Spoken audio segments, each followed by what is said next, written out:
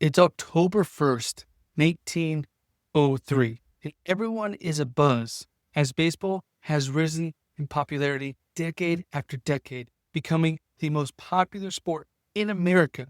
But we never knew who the best team was until two leagues rose to prominence, the National League and the American League, and they decided to put their best against each other in a series of games to determine who had the best team and was the world champion in baseball, giving us the very first World Series, showcasing each team's unique features and giving us our very first world champion in baseball. Join us today as we dive into this incredible series and what it's meant to the game today.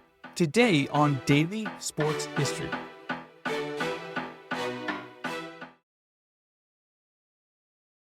Welcome to Daily Sports History, your guide, because I used to spend my summers as a catcher in a little league in 100-degree heat. And today's trivia question to listen out for is, who hit the very first home run in World Series history? The beginning. So, to understand how we got to this series, we first have to go back in history. See, professional baseball didn't start till the 1860s with the Cincinnati Red Stockings being the very first professional team, and more teams started to pop up, including more leagues. And multiple leagues would pop up and fade away, but two leagues started to rise up. The National League of Professional Baseball Clubs, long name officially shortened down to the National League, was founded in February of 1876. Just saying anything with an 18 the beginning means it was a long time ago. It was founded in New York and was championed by William Hubler and Albert Spaulding of the Spaulding brothers, were the major players in sports memorabilia. And it was made to replace the National Association, who lacked authority and had corruption going on, and so it took its place as a better league. The new league saw more professionalism and exclusive franchises for larger cities, and it centralized its authority over the clubs, requiring each team to honor its scheduling commitments. So it really was a new way of, a free fall, really allowing these teams to have a manager or supervisor, a guiding light that they had to follow. It started with 8 teams with Boston, Chicago, St. Louis, Philadelphia, New York, Brooklyn, Cincinnati, and Louisville. Really focused on the East Coast. It'd be another 70 years before we start to move to the West Coast. And they had their very first pennant, which we still use that term today, in 1876, won by Chicago. And it created a blueprint for future leagues popping up. Now, there were multiple other leagues, and one of them that came just a few years later, the American League, was a Western League in 1893. And it was aimed to challenge the dominance of the NL. It aggressively would sign top players from the NL, gaining support from cities, from fans, and legitimizing their league. And they really focused on cities that were ignored or vacated by the National League. And by 1901, there was a, quote, baseball war between these two leagues as they were fighting for players, which was great for players, which meant their salaries increased exponentially for the time. It really gave us the dream of being a professional athlete because you could make good money, and it was because of these challenging leagues. And they went back and forth between contracts and lawsuits. And then in 1903, both leagues got together to end the challenges they were having, helping stabilize each other financially. As the more you spend, eventually that money does run out. And Barney Dreyfuss, who owned the Pittsburgh Pirates, and Henry Kalia, who owned the Boston Americans, the American League, spearheaded negotiations between the two leagues. And they got together and they had an agreement in place to end the hostility and create a truce, laying down groundworks for a postseason competition between the two leagues, essentially making them a larger league for this one goal. It was a championship challenge. Now, originally, they wanted to have 11 games, but that seems like a lot of games between the two. So they decided, let's cut it down to just 9. Still a lot of games for us today. But the announcement of this series was huge in the baseball world across America.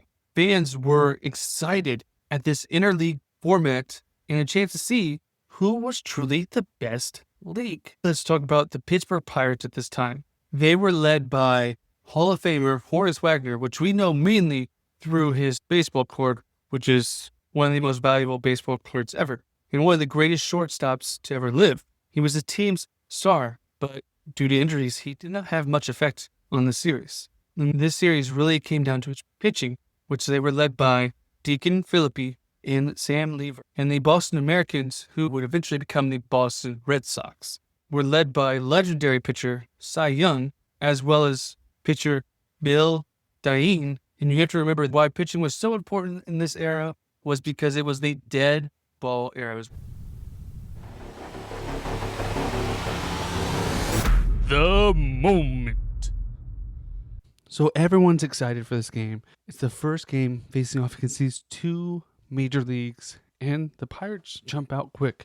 They get 4 quick runs and capitalize on errors that were made across the Americans as Tommy Leach rips a ground rule triple into a sea of fans because there was no wall. Instead, they had fans line up behind a rope, and the rule was if the ball went over, it was a home run, but if it rolled into the crowd, there was a ground rule triple, which they would later change to a ground rule double, but we're on the ground rule triple, and we have walls now. Things change. And before you know it, Pittsburgh has a lead 7-3. Then Jimmy Sebring hammers the very first World Series home run, and Pittsburgh's ace Deacon Phillippe was unbeatable and gets the win against legendary pitcher Cy Young as Pirates lead. Now game 2, Boston has a comeback. Again, the game is in Boston, and Boston puts out Bill Diane, who pitches a 3-hit shutout and brings the series to a 1-1 tie. Now the next game comes back. Deacon Phillippe of the Pirates pitches on just 1 day rest, something that's unheard of in today's baseball. And he holds Boston to just 4 hits as the Pirates retake the lead 2-1 in the series. Now games 4 through 6 are played in Pittsburgh. In game 4, the Pirates come out swinging as Tommy Leach drives in 3 runs. Honus Wagner and Ginger Baument each collect 3 hits to give them a 3-1 lead in the series. Now remember, this is to 9. So even if they won the next game and won 4, they have to get 5 to win the series. Game 5 comes up, and Cy Young is back on the mound, and he shows his dominance that he had throughout his career and allows only 6 hits, and it was enough to shut down Pittsburgh and get another win in the series 2-3. In Game 6, Bill Diane of Boston has a complete game victory, shutting down the Pirates again, giving them a 3-3 tie. So now, after 6 games, it's all tied up. It's now a 3-game series. The next to win 2 games wins it all. So Game 7 comes, and the team's Boston jumps out to an early lead as Cy Young takes the mound, showing his poise, and is able to maintain this lead and give Boston another victory. Now they lead the series 4-3, just 1 game needed to win it all. Game 8 comes back to Boston with everything on the line. If the Pirates lose, that's it. They lose the series. Bill Diane of the Boston Americans takes the mound and steals the spotlight for one of the most legendary pitchers in the game, Cy Young, as he pitches his second shutout of the series, giving the Americans a 3-0 win to clinch the very first World Series 5-3 after Deacon Phillippe had pitched his 5th complete game for the Pirates, giving it his all, but it wasn't enough. The fallout.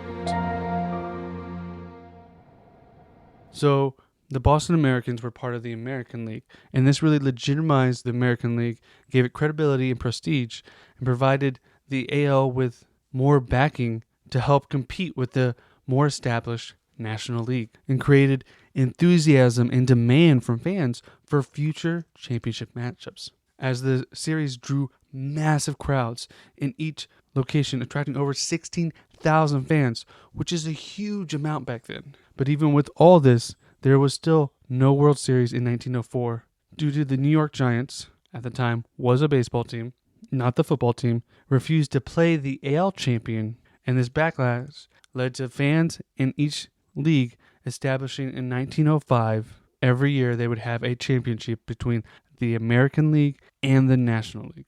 And the Pirates remained competitive even though they lost the very first World Series. And in 1909, they would return to the World Series and win their very first championship, defeating the Detroit Tigers, led by stellar play from their Hall of Famer, Honus Wagner. They added additional World Series in 1925, 1960, 1971, and 1979. However, after the 79 season, they had a long drought throughout the 80s of having struggles, but they have bounced back to prominence in the 1990s and in the 2000s to be a competitive and a staple in the major leagues. Now, as for the Boston Americans, they would actually go on to change their name in 1908 to the Boston Red Sox. Establishing themselves as a powerhouse, they went on to win the World Series in 1912, 1915, 1916, and 1918.